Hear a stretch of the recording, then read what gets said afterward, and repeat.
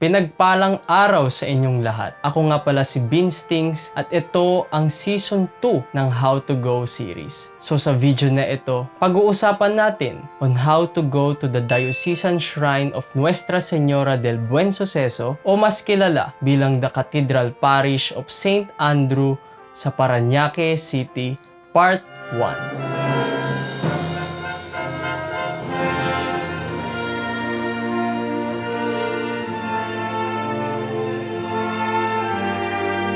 Buhay sa inyong lahat. Maraming salamat sa pag-click nyo sa video na ito. So sa video na ito, tutulungan ko kayong mga relihiyoso, relihiyosa at yung mga mahilig mag-pilgrimage kung paano makapunta sa simbahan na ito. Dahil taga-South tayo, sa South tayo magsisimula. Pero disclaimer lang, itong travel guide na ginawa ko ay most likely para sa mga South viewers lang. Technically, mga taga Metro Manila South, mga taga Cavite, Laguna, etc. etc.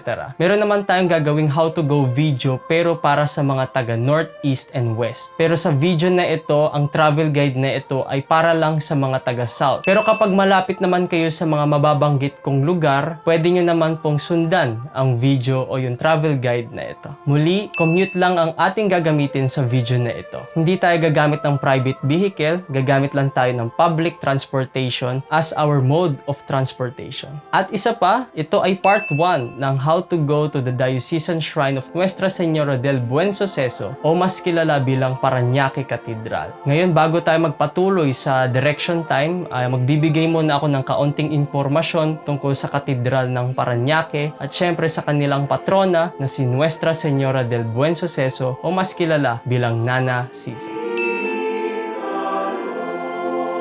Dahil ito ay the Cathedral Parish of St. Andrew, talakayin din natin ang kapistahan ni San Andres. Ang Feast of St. Andrew ay ginugunita tuwing November 30 kada taon. Bakit nga ba St. Andrew ang patron ng katedral na ito? St. Andrew, as its patron saint, has been considered as one of the oldest church in the Philippines. It was established and have been around since 1580 by Spanish Augustinian friars. The church serves the local communities of Parañaque City, Muntinlupa City, and Las Piñas City. Ang lumang imahe ni San Andres ay makikita pa rin sa katedral hanggang ngayon. Ito ay dinala ng mga Augustinian praile para sa ganoon mapalaganap ang debosyon kay San Andres. Kahit ang simbahan na ito ay the Cathedral Parish of St. Andrew, ang principal patron ng Diocese of Parañaque ay dito rin nakalagak sa simbahan na ito. Talakayin din natin ang kanyang kapistahan.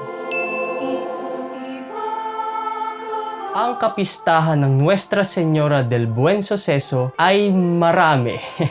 Marami siyang kapistahan dahil siya ang birhen ng mabuting pangyayari. Alam naman natin tuwing kapistahan, isa tong halimbawa ng mabuting pangyayari. So, she celebrates 3 feasts. Una ang Enthronement Feast na ginaganap every August 10. Ang ikalawang kapistahan niya naman ay ang kanyang canonical coronation anniversary which is September 8. At ang pangatlong kapistahan niya, ang traditional feast niya na gunugunita tuwing November 29, bisperas ng kapistahan ni San Andres, ang titular patron ng simbahan. And these fiestas are well attended from within and outside Parañaque City. Ganon kalakas at ganon kakilala ang birhen ng mabuting pangyayari o mas kilala bilang si Nana Sisa. Bigyan ko pa kayo ng kaunting impormasyon tungkol sa enthronement feast ng Our Lady of Good Events o si Nuestra Señora del Buen Suceso. So upon hearing Padre Guevara's words, Padre de Mentrida ordered that the icon be transported to St. Andrew's Church for veneration, and on August 10, 1625, a great procession was held and the image was enriched in the altar. Kaya August 10 ang enthronement feast kasi noong August 10, 1625, inilagak ang Nuestra Señora del Buen Suceso sa kanyang altar sa St. Andrew Cathedral. Binstings, lagi ko naman tong tinatanong sa kada video ng how to go. So, is the Nuestra Señora del Buen Suceso a canonically crowned image of Mary here in the Philippines? Ang sagot dyan, yes. Katulad ng nabanggit ko kanina, September 8 na koronahang kanonikal ang Nuestra Señora del Buen Suceso. Nakoronahan siya noong September 8, year 2000. The image of Nuestra Señora del Buen Suceso was canonically crowned on September 8, 2000, the feast of the Nativity of Mary. On that same day, Nuestra Señora del Buen Suceso de Parañaque was officially proclaimed as the patroness of Parañaque City. Pero nitong November 29, 2023, ang Nuestra Señora del Buen Suceso ay naging principal patron ng buong Diocese of Parañaque. Limpak-limpak at napakadami ng mabuting pangyayari sa birhen na ito, kaya tunay na pinagpala at tunay na milagrosa ang Nuestra Señora del Buen Suceso. Ngayon ay ibigay ko na yung mga impormasyon, ibibigay ko naman sa inyo yung mga mahahalagang petsa para makapunta sa simbahan ni Nuestra Señora del Buen Suceso. Ang unang petsa na pwede mong puntahan ang simbahan na ito ay ang kapistahan ni Nuestra Señora del Buen Suceso. Tatlo ito, ang enthronement feast na tuwing August 10, ang canonical coronation anniversary niya tuwing September 8, at ang kanyang traditional feast na tuwing November 29, bisperas ng kapistahan ni Saint Andrew, ang titular patron ng katedral. Again, may tatlong petsa ka na kaagad na pwedeng puntahan ang Diocesan Shrine of Nuestra Señora del Buen Suceso, August 10, September 8, at November 29. At syempre, bakit ba natin makakalimutan? Pumunta rin tayo sa titular patron ng simbahan na ito, which is si San Andres. So, ang kapistahan ni Saint Andrew ay November 30. At alam nyo ba na marami pang aktibidad ang simbahan na ito? Para updated ka sa mga events ng simbahan na ito, i-follow nyo ang kanilang social media accounts at ng mga social media pages nila. Para sa ganoon, updated kayo sa mga events ng Diocesan Shrine of Nuestra Señora del Buen Suceso at ng Cathedral Parish of St. Andrew. Pero syempre, attend ka rin ng Sunday Mass sa simbahan na ito dahil mahalaga pa rin talaga ang Sunday Mass dahil it is the highest form of prayer. Ngayon, tapos na ang mga impormasyon at naibahagi ko na sa inyo. Tayo naman ay tumungo sa direction time.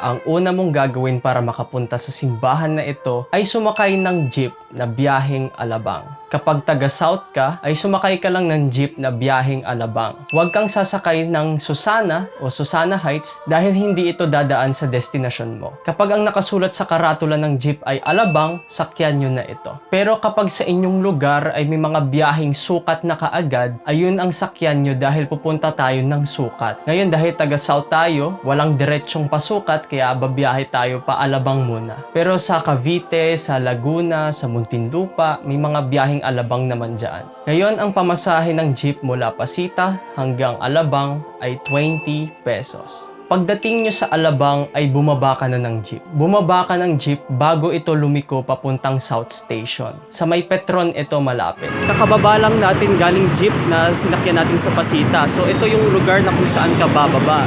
Ito yung lugar. Ang susunod naman na gagawin mo ay kailangan mong sumakay ng jeep na papuntang Sukat. Kailangan natin pumunta ng Sukat para makapunta tayo sa Diocesan Shrine of Nuestra Señora del Buen Suceso.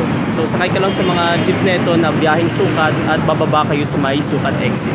Ngayon sa binabaan mo ay meron kang makikitang isang hilera ng mga jeepney sa gilid ng kalsada. Ang mga jeep na ito ay mga biyaheng pabikutan, pasukat at kahit ano pa yan. Hanapin mo lang ang jeep na biyaheng sukat or actually lahat naman ng jeep na nakahilera na papuntang Bikutan, DOST, etc. etc. dadaan talaga yan ng sukat. Kaya sakyan mo lang ang jeep na may karatulang nakasulat na sukat. Ang pamasahe ng jeep mula Alabang hanggang Sukat ay 13 pesos. Minimum fare lang. Isang diretso lang naman ito at kapag hindi mo alam kung ano itsura ng Sukat, ito ay napakalaking intersection, Sukat exit. At sinasabi naman ng jeepney driver kung sukat na. Ngayon kapag nasa Sukat ka na, ay bumaba ka na ng jeep. So nandito tayo ngayon sa may Sukat exit. So ayan, yung mga jeep na yan, galing yan ng Alabang. So dito ka na lang po bumaba sa area na ito. Ang susunod naman na gagawin nyo ay umakyat sa footbridge. So ito naman yung hagdan ng footbridge. Ayan. Akyat lang po kayo doon at pumunta kayo doon sa may Palengke area dahil meron po doong biyaheng Kabihasnan Palengke.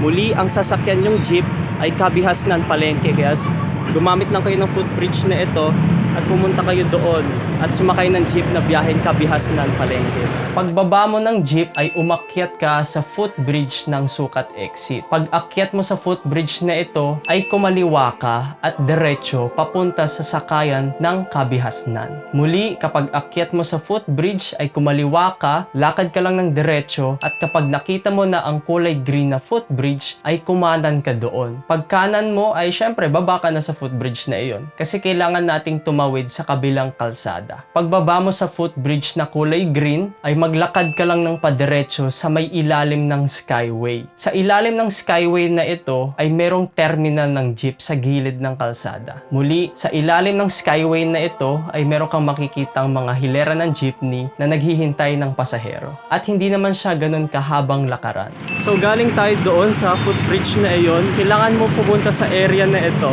na kung saan may mga jeep. So maglalakad ka lang naman po ng diretso mula roon hanggang dito.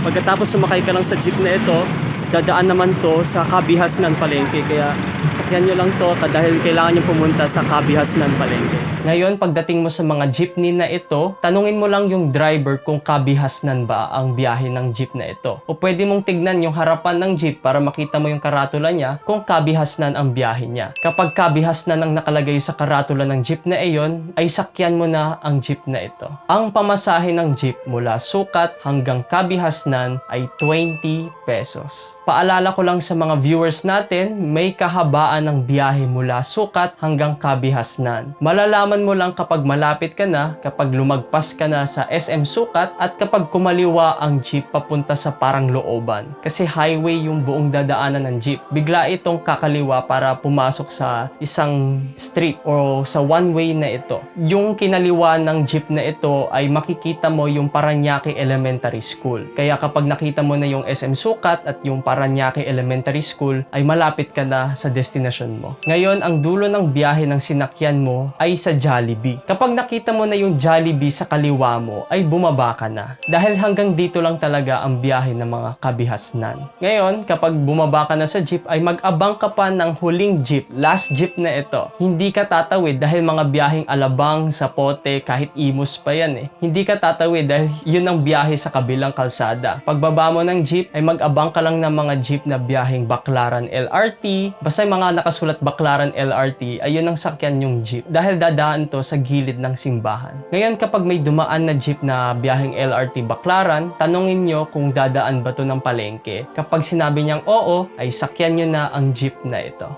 Additional note ko lang, kanina kasi, dun sa may Jollibee banda, pinakita ko naman sa screenshot, nag-overheat yung cellphone so hindi natin na-record. So doon tayo bababa. Pagkatapos, sasakay ulit tayo ng mga jeep na ito. Mga jeep na papuntang Baclaran, Tambo, kahit ano, basta yung mga jeep na papunta dito. Sakay lang po ulit kayo ng kahit anong jeep na iyon pagbaba nyo sa Paganood. Kasi nandun po yung Jollibee. So yung mga biyaheng Paganood. Katulad nito, yan, Baclaran, Tambo. Sakay kayo sa jeep na yon at bumaba lang kayo dito sa kung saan huminto yung jeep na ito.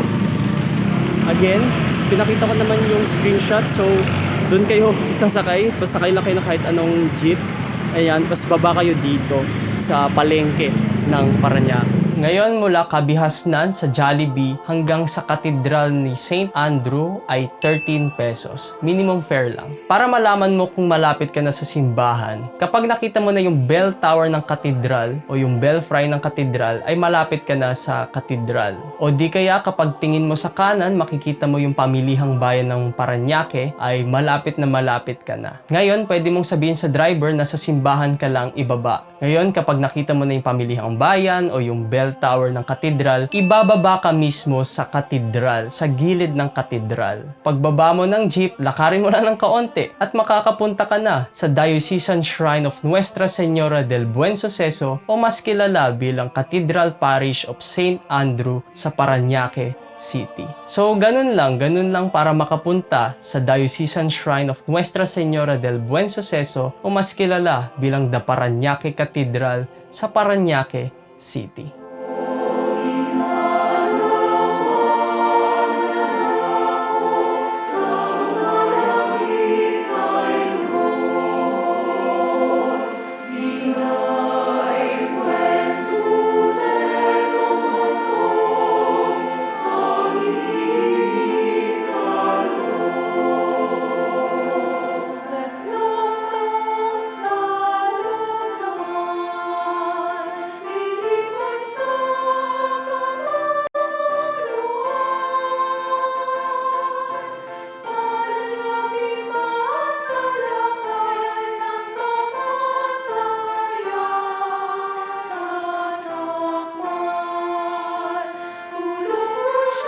So dito na nga nagtatapos ang video na ito. Paalala ko lang, kapag gusto nyong malaman ang mas detalyadong instructions kung paano makapunta sa iba't ibang simbahan, mag-subscribe lang kayo sa aming channel na Beans Things. Sa YouTube channel naman nilalathala ang pinakadetalyadong instructions kung paano makapunta sa iba't ibang simbahan. Marami na rin tayong how to go videos na ginawa, kaya panoorin nyo lang ito sa aming YouTube channel. Meron din tayong TikTok channel na @Beanstings. So sa TikTok naman, dito natin ina-upload yung mga portrait perspective na mga videos katulad ng how to go, mga fiesta highlights, at mga iba pang gimmick at mga gawain na ginagawa natin tuwing tayo ay merong gustong ibahagi sa ating mga audience. Kaya i-follow nyo ako sa aming TikTok channel na Beanstings. At meron din tayong Instagram account na Beanstings o _Beanstings. Dito naman, ina-upload natin ang mga pictures ng mga fiesta highlights ng pinupuntahan nating simbahan. Muli, tapos na ang how to go to the Diocesan Shrine of Nuestra Señora del Buen Suceso o mas kilala bilang sa Parañaque Cathedral. Kaya ngayon na ibahagi ko na yung directions, ay magkita-kita tayo sa Diocesan Shrine of Nuestra Señora del Buen Suceso. Maraming salamat at mag-ingat po tayong lahat. Viva la Virgen! Viva!